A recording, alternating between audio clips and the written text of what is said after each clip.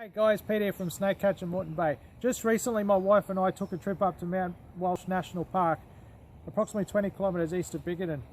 This national park was where the rock pools are, and you can just imagine these rock pools after a big rain event. Whitewater rafting at its best. However, on our return trip from the rock pools back to the car, I'm thinking to myself, where are the snakes? I'd love to see a snake. It'd be just the ultimate to enjoy that sort of encounter. No particular reason I stopped on the track, and my wife says to me, "Hey Pete, look to your right." And to my right was this beautiful snake skin that had been freshly laid and starting in the decay process. 100 metres up the track further, I saw a snake dart off out the corner of my eye, and all I got to see was a black snake headed straight for logs and bushes. Now, I had no idea what this snake was. I only saw the blackness of the colour. So anyway, as I got closer to the logs, I managed to enjoy a beautiful encounter with this snake. Not once did he show defensive behaviour. Not once did he strike at me. And for over a minute, I sat down on the ground while he was inside the log looking at me, and I was looking at him. And we both enjoyed, well, I enjoyed his company, let's put it that way. Anyway, to ID this snake, I had to look at countless photos and talk to people about it. And I actually had enlisted the help of a friend to help me ID this snake, because I was deciding between one or two species. And those species was a taipan or an eastern brown. I knew it was the elapid species. However, this snake skin that I found was the evidence that I had right in front of me. This snake skin here belongs to an eastern brown.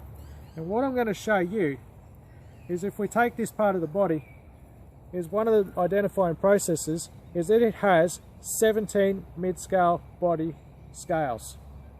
That is step one to identifying the skin species of this snake.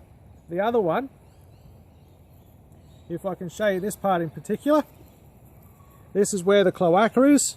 That's the anal scale. You can see there it's divided, and then it's divided all the way up the tail there.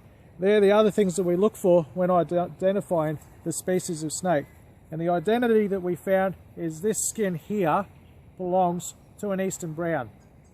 Once a friend of mine and myself looked at the video, and countless photos of myself anyway looking at photos, we discovered that the snake that I encountered was a beautiful eastern brown. Absolutely gorgeous, beautiful size at that as well. So what you'll see in this video is a characteristic of that particular snake. As I said, he was wanting to get away from me. Not once did he strike, not once was he defensive. So guys, I hope you enjoy the video, and I hope we can gain something out of this. This is a totally wild encounter. Enjoy the video guys, thanks.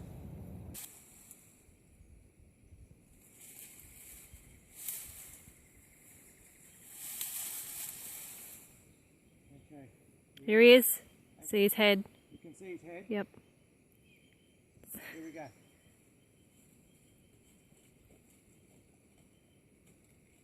He's looking. Oh, no, he's coming back towards you. No, he's gone off the left somewhere.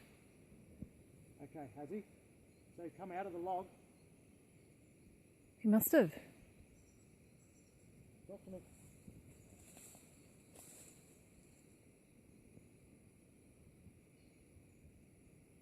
Either that or he turned around and went right back into it.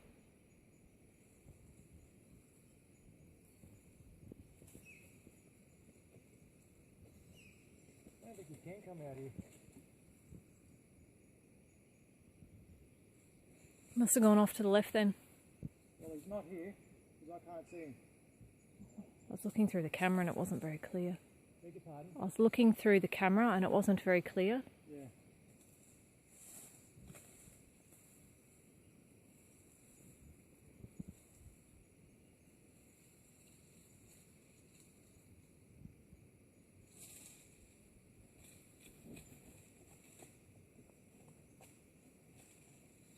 No, he's gone somewhere else. Beg your pardon? He's gone somewhere else. Yeah, he's up in this tuft of bushes here.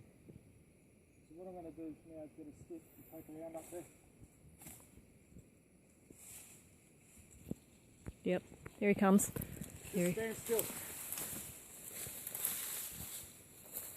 Where is he? He's in. Well guys, what did you think about that? You see the way how he took off once he come out of that log? Now what I might remind you of, this was a totally wild encounter. This was not a relocation process. As I mentioned, it was Mount Walsh National Park. So this is what you can expect, a typical encounter with a snake in the bush. Now I won't say all snakes will react this way. Some will be defensive, particularly if they feel trapped. Most of them will take flight. They rather just get out of the way and not be around the area, to be around people. So I hope you've enjoyed it, and I hope this allows people to gain confidence when being out in the bush, that they can know what to deal with as regards snake encounters within our bush and our national parks. Thank you for watching the video, and I hope that everybody can enjoy the wonderful, beautiful creatures that we have in our native fauna. Thank you.